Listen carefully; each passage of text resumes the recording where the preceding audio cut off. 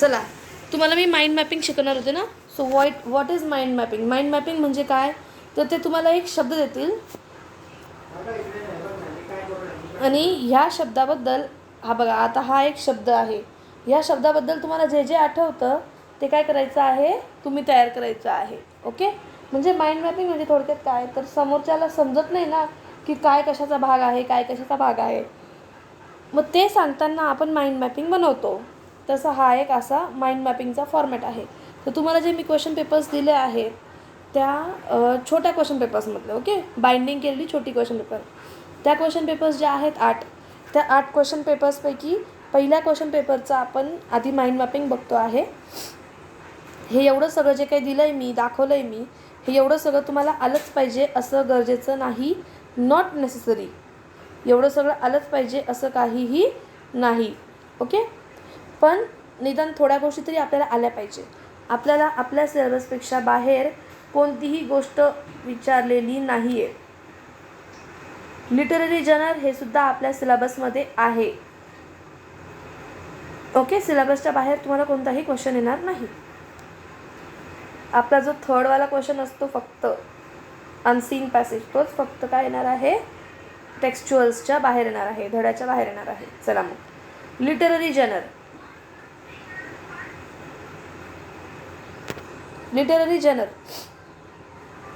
मग यामध्ये बघा, याच्यात पडतात 4 प्रकार: poetry, drama, fiction, non fiction.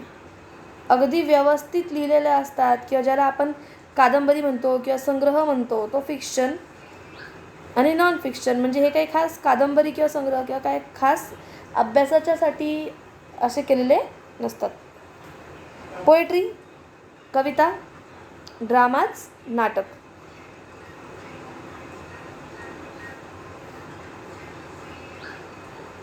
मग त्यांनी इथे याचे 4 प्रकार दिले आणि लगेच त्यांच्यामध्ये काय काय प्रकार आहेत ते सगळे दिलेत आपल्याला. ओके.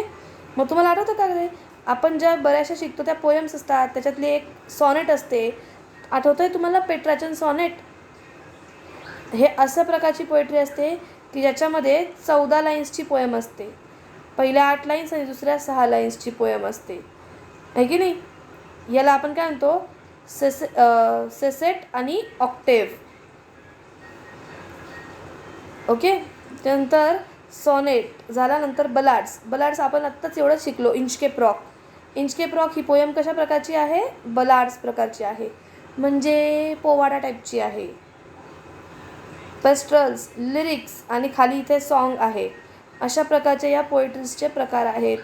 त्यानंतर फिक्शन्समध्ये काय काय आहे, novel, short stories, myths, tales and लेजंड्सबद्दल ज्या दंतकथा असतात, दंतकथांना आपण लेजंड्स म्हणतो. Tales, stories, short stories, myths and novels हे वेगवेगळ्या प्रकारचे आहेत फिक्शन्स. नॉन फिक्शनमध्ये काय काय येतं, कोणाची डायरी लिहिलेली असते ती, बायोग्राफीज असतात म्हणजे आपण कोणाबद्दल तरी माहिती लिहिलेली असते, एसेज, निबंध, स्पीच लिहिलेले असतात. आणि ऑटोबायोग्राफी म्हणजे, बायोग्राफी म्हणजे आपण स्वतः कुणाच्याबद्दल तरी लिहितो आणि ऑटोबायोग्राफी म्हणजे आपण स्वतःबद्दल लिहितो. अशा नॉन फिक्शन्स असतात. नॉन फिक्शन लिटरेचर असतं, वाङ्मय असतं. आणि ड्रामामध्ये काय काय येतं मग, मेलो ड्रामा येतो, त्याच्यानंतर फ्रेस येतो, ट्रॅजिक कॉमेडीज असतात म्हणजे दुःखाच्या पण गोष्टी पण त्या कॉमेडी सहित असतात.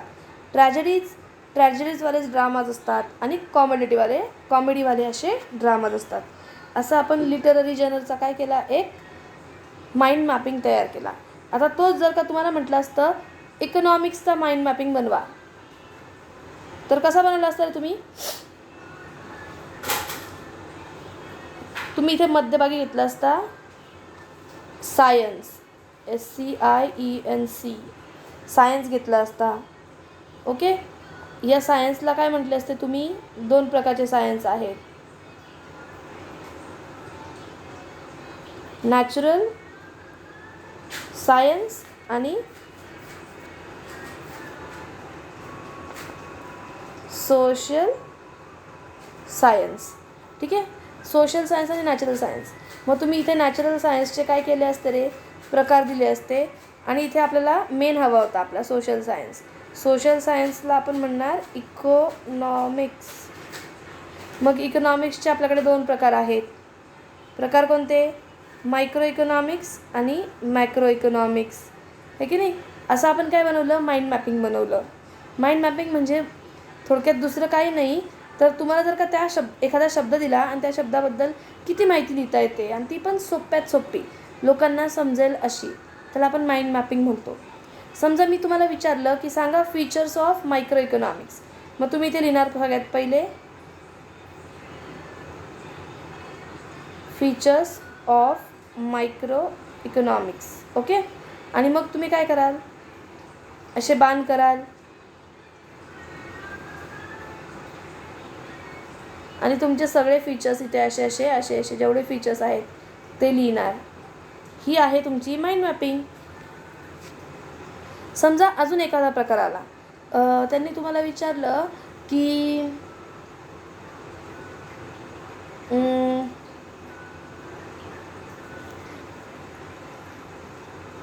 काय विचाराल. समजा त्यांनी विचारलं की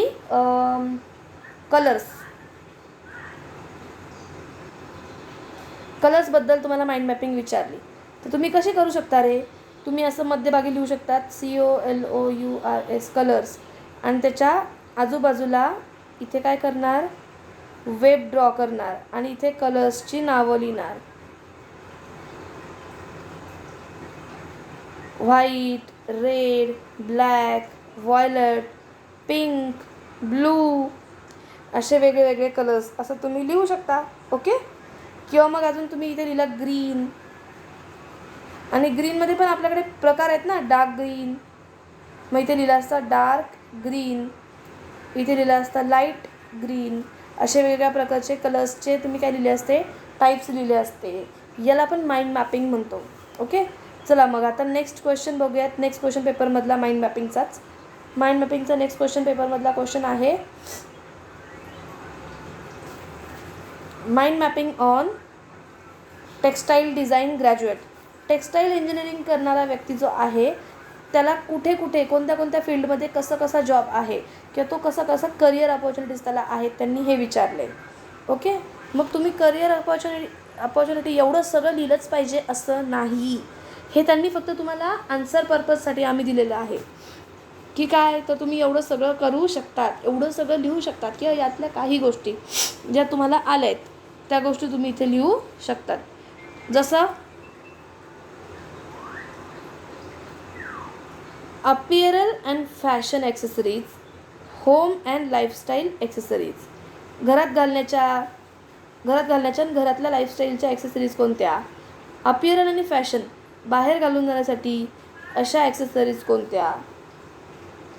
यांच्यामध्ये आम्ही काय करू शकतो, करिअर करू शकतो. जसं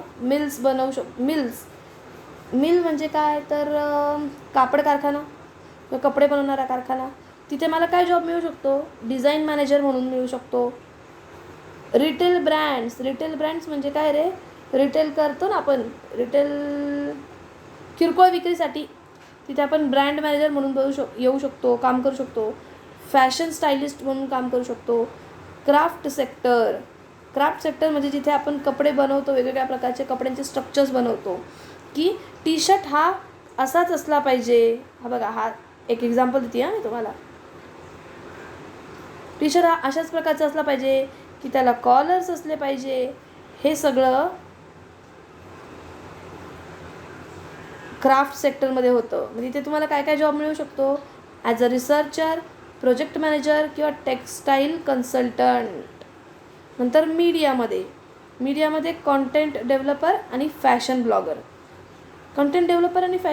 म्हणजे मीडिया पर्सनॅलिटीजमध्ये आपल्याला त्या लोकांनाही काय करावं लागतं रे, व्यवस्थित फॅशन किंवा मग व्यवस्थित कपडे ॲक्सेसरीज त्यांना द्यावे लागतात, है की नाही. मीडियामध्ये सुद्धा काम आहे.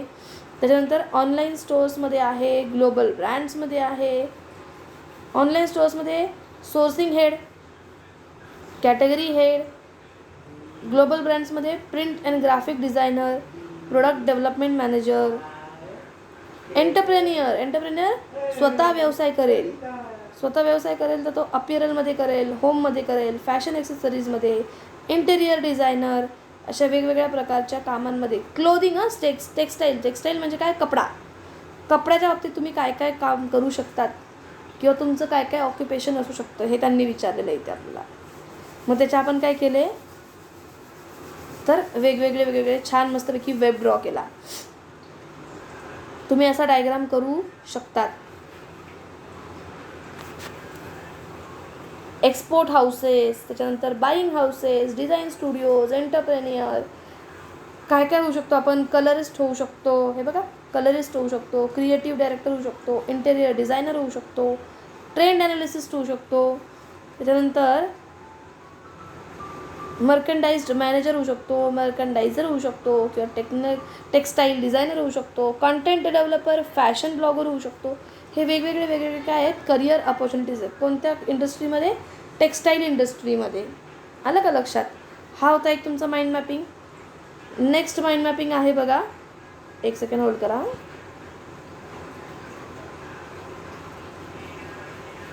नेक्स्ट माइंड मॅपिंग आहे, तुम्ही जेव्हा टुरिस्ट प्लेसला व्हिजिट करतात हिल स्टेशनला तेव्हा तुम्ही काय काय घेऊन जाऊ शकतात. व्हिजिट करताना काय काय तुम्हाला लक्षात घ्यावं लागेल. तर सगळ्यात पहिले stuff to carry with, accommodation कुठे राहायचं, डेस्टिनेशन कुठे जायचं, आणि ट्रॅव्हलिंग कशी करायची, या 4 बाबतींमध्ये. म्हणजे थोडक्यात तुमचं ते आठवतं का तुम्हाला tourist leaflet, how to go, where to stay, accommodation, where to stay, destination, where to go, travels, how to go. येतं आहे लक्षात. आणि कॅरी स्टफ म्हणजे कोणत्या वस्तू तुम्ही सोबत न्यायच्या आहेत. मग बघा काय काय नेऊ शकतात सोबत.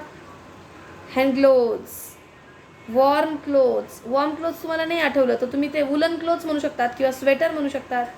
स्वेटर किंवा जॅकेट्स, ट्रेकिंग शूज आणि मेडिसिन्स. बघा सोबत काय काय घेऊन जायचं हे तुम्ही खूप काही लिहू शकले असते. जसं पासपोर्ट घेऊन जायचं, ID कार्ड घेऊन जायचा, त्याच्यानंतर ते नाही का ते काय असतं बॅग असते बघा ती ट्रेकिंग बॅग असू शकते, टेंट असू शकतो, काहीही कॅरी स्टफ लिहू शकतात तुम्ही इथे एक्स्ट्राचे. चला ट्रॅव्हल्समध्ये तुम्ही कसे जाणार, बाय एअरवेज की बाय बस. बाय बस गेले तर कशी, नॉन AC बस, AC बस आणि स्लीपर कोच. त्याच्यानंतर ट्रेनने गेले तुम्ही तर कसं, गव्हर्मेंट तिकीट मिळू शकतं तुम्हाला, AC 2 टायर, 3 टायर आणि फर्स्ट क्लास. त्याच्यानंतर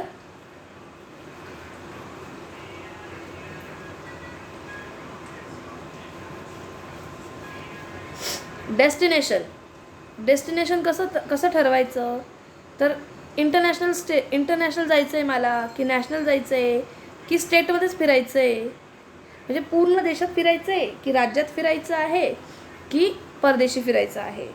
स्टेटमध्ये कोणते मग, समजा माथेरान असेल, भंडारदरा असेल, महाबळेश्वर असेल, तोरणामल असेल किंवा नॅशनल म्हणजे देशातले जे थंड हवेची ठिकाणं आहेत तिकडे सगळीकडे जायचं आहे.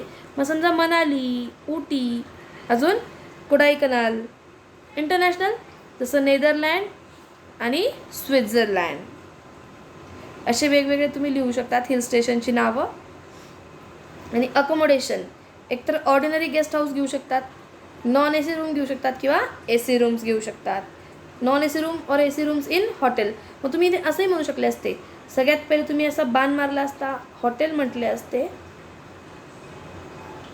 आणि हॉटेलमध्ये हे 2 बाण मारले असते, AC रूम्स आणि नॉन AC रूम्स. येतं आहे का लक्षात. तुम्ही गेस्ट हाऊसला पण म्हणू शकले असते असं, guest house, ordinary guest house म्हणजे इथे लिहिलं असतं असं गेस्ट हाऊस आणि त्याच्यामध्ये 2 बाण, एक ऑर्डिनरी गेस्ट हाऊस आणि एक स्पेशल गेस्ट हाऊस, असंही तुम्ही घेऊ शकले असते. येतं आहे का लक्षात. हे आहे तुमचं माइंड मॅपिंगचा अजून एक एक्झाम्पल. चला अजून नेक्स्ट क्वेश्चन पेपरमधलं एक्झाम्पल बघूयात. बर्थडेचं. बर्थडेबद्दल काय काय येऊ शकतं रे, बर्थडेमध्ये काय काय करू शकतात तुम्ही. तर ते सगळं इथे लिहायचं होतं आपल्याला. ओके, चला मग आपण एक कलर वेगळा सिलेक्ट करूयात आपल्यासाठी. For us pink. Yes, pink is very better.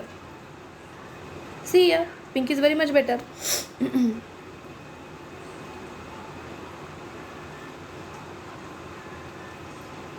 चला मग हे बघा, बर्थडे पार्टीबद्दल काय काय असू शकतं.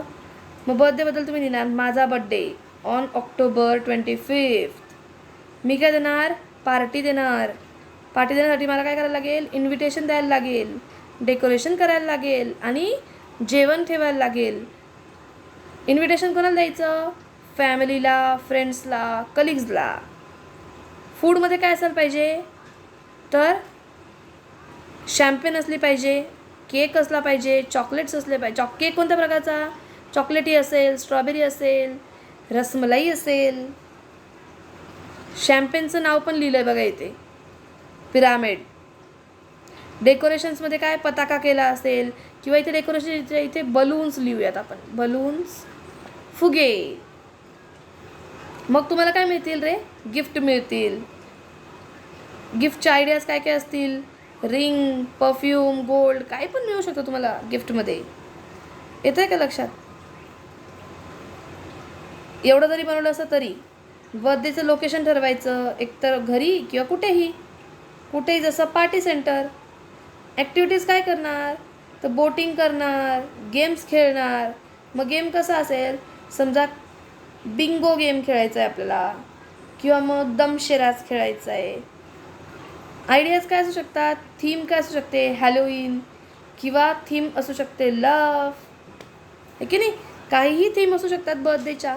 तुम्ही हा काय केला, बर्थडेवरचा बनवला माइंड मॅपिंग.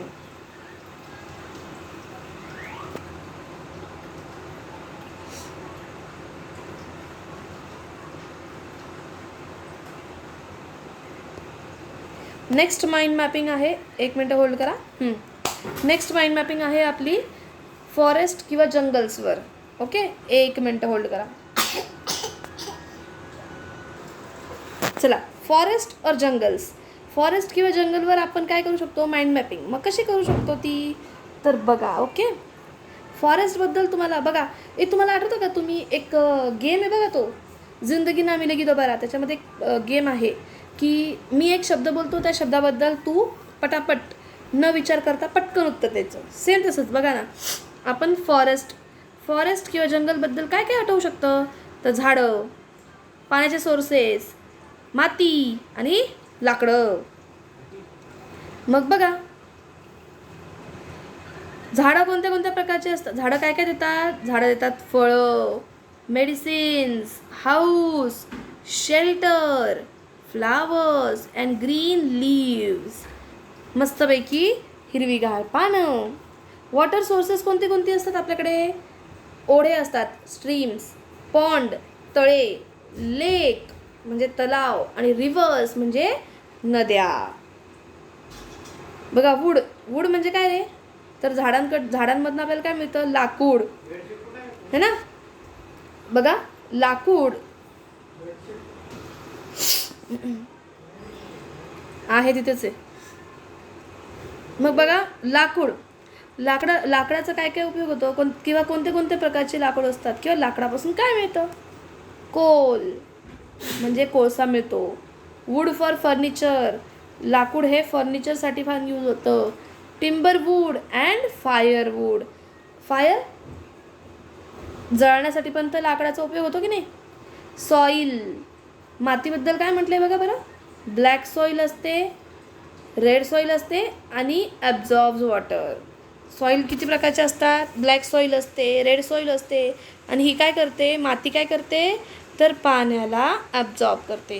म्हणजे याचा अर्थ काय, तर तुम्हाला माइंड मॅपिंग ही अगदी 5 ते 7 मिनटामध्ये करायची आहे.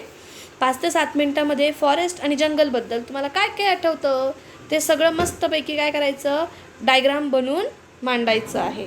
ओके, चला, what is next is personality development. उसका मतलब क्या है, उसका मतलब ये है कि अगर आपको पर्सनैलिटी डेवलपमेंट करना है तो हम लोग क्या क्या चीज़ों पे फोकस कर सकते हैं. So we can focus on social awareness, सामाजिक बाबतींमध्ये. फिजिक म्हणजे स्वतःच्या शारीरिक गोष्टींच्या बाबतीमध्ये पर्सनॅलिटी डेव्हलपमेंट कशी करणार. सेल्फ लर्निंग प्रोसेस, स्वतः शिकावं लागणार आहे, स्वतः शिकून पर्सनॅलिटी डेव्हलपमेंट करावी लागणार आहे. कम्युनिकेशन, स्वतःचं कम्युनिकेशन सुधारावं लागेल. पर्सनॅलिटी म्हणजे ओव्हरऑल डेव्हलपमेंट, तुमची स्वतःची ओव्हरऑल डेव्हलपमेंट. आणि फॅमिली रिस्पॉन्सिबिलिटीज. मग बघा, फॅमिली रिस्पॉन्सिबिलिटीज पाळता पाळता सुद्धा आपण पर्सनॅलिटी डेव्हलपमेंट करू शकतो. मग या रिलेटेड आपल्याला काय काय आठवतं ते सगळं पटापट पटापट पटापट तयार करायचं आहे. ओके, मग बघा सेल्फ अवेअरनेसमध्ये काय आलं बघा. सोशल अवेअरनेसमध्ये काय आलं. Reading newspapers in old age home. Old age home म्हणजे काय तर वृद्धाश्रम, तिथे जाऊन त्या लोकांना न्यूजपेपर वाचून दाखवणं. लिटरसी कॅम्पेन्स, साक्षरताचे प्रोग्राम रन करणं. ट्री प्लांटेशन प्रोग्राम, झाडं प्लांट करण्याचा प्रोग्राम करणं. किंवा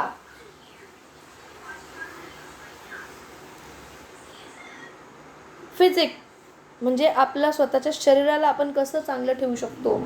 जिम जॉईन करून, मसल्स ग्रोन करून, आपले मसल्स स्ट्रॉंग करून, स्पोर्टमन होऊन, स्पोर्ट्समध्ये इंटरेस्ट घेतला तरी आपण कसे होऊ शकतो, फिजिकली स्ट्रॉंग होऊ शकतो. अँड फ्लेक्झिबल, योगा करून काय होऊ शकतो आपण, फ्लेक्झिबल होऊ शकतो. त्यानंतर बघा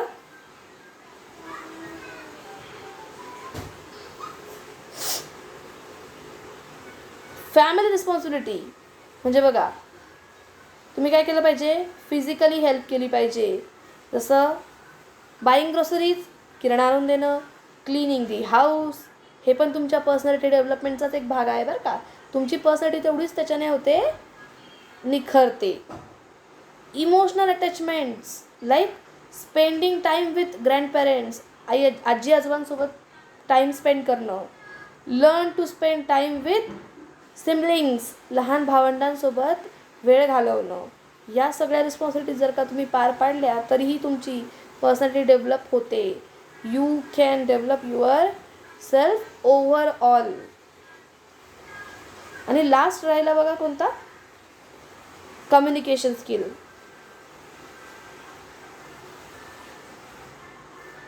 मग कम्युनिकेशन स्किलमध्ये बघा काय म्हटलं आहे त्यांनी, कम्युनिकेशन स्किलमध्ये त्यांनी म्हटलं आहे एक्सप्रेसिव्ह असलं पाहिजे तुमचं कम्युनिकेशन. इन्क्रीज वोकॅब्युलरी, तुमची वोकॅब्युलरी वाढवायची, शब्दसाठा वाढवायचा. लर्न गेस्चर्स लर्न करणं म्हणजे काय, चांगले हावभाव शिकून घेणं, हे कम्युनिकेशन स्किलमध्ये आलं. आणि सेल्फ लर्निंग प्रोसेस, स्वतः शिकणं.